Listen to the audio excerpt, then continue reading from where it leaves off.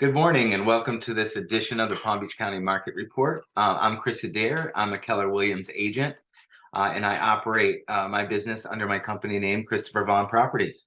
I've always been analytical with details, and in the real estate market, it's important to pay close attention to the numbers and the market data.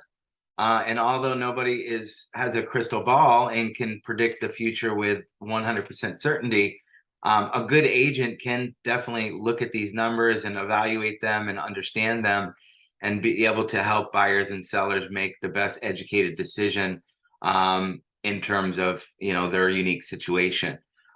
We are in fact experiencing a shift in the market pretty much all over the country.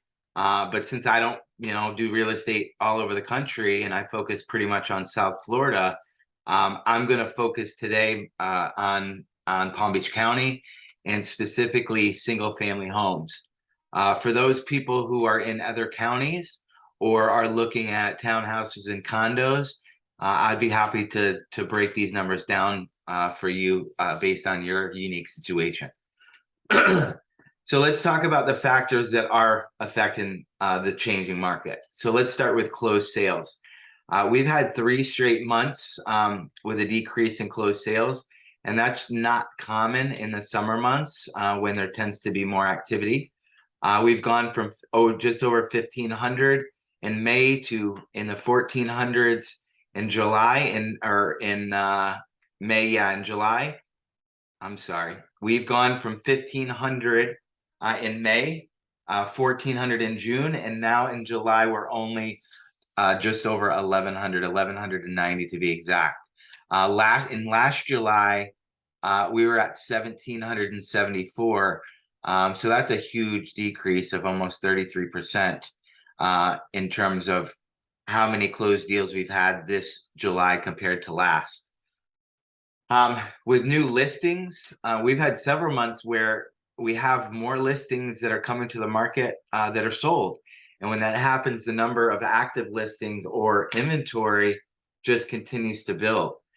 For instance, January 22, inventory has increased every month from 1,727 to the July high of 3,854.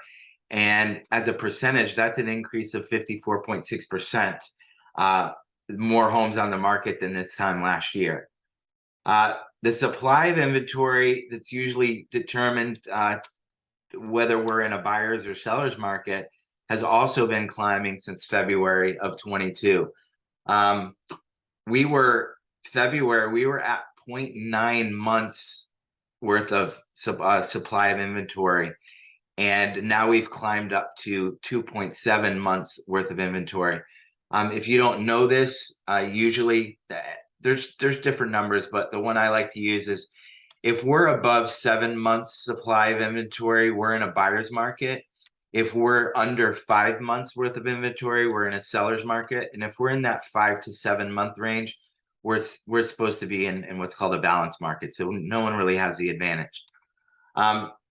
So what about how long houses are on the market before they sell?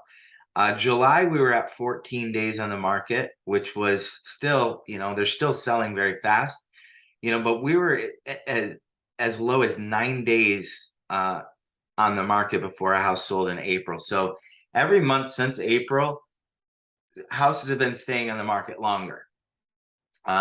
So all of these specific factors, with taking into consideration interest rates and also what's going on with inflation in the country, all of these factors are starting to affect prices. So in July, we've for the first time seen a decrease in the median sale price since September of 21. We were at 469,000 was the median sale price of homes in September, and it's crept up as high as 620,000, which was in June, and in July it came down to 600. Now, most people are not thinking that these prices are going to start tanking. They probably are going to go down, but at the end of 2022, we should still see about a 9 to 10% increase in prices. So This type of shift affects consumers differently depending on their unique situation. I would advise cash buyers differently than I would advise buyers getting a mortgage. And I would advise sellers differently than buyers. So it really depends on your specific situation, what the best option would be for you to do in this changing market.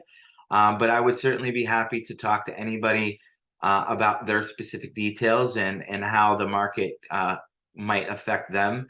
So if you're interested in doing that, please feel free to message me. You can call me. My number is right on the screen, 561-371-4295. But until then, I just appreciate you watching, and thank you.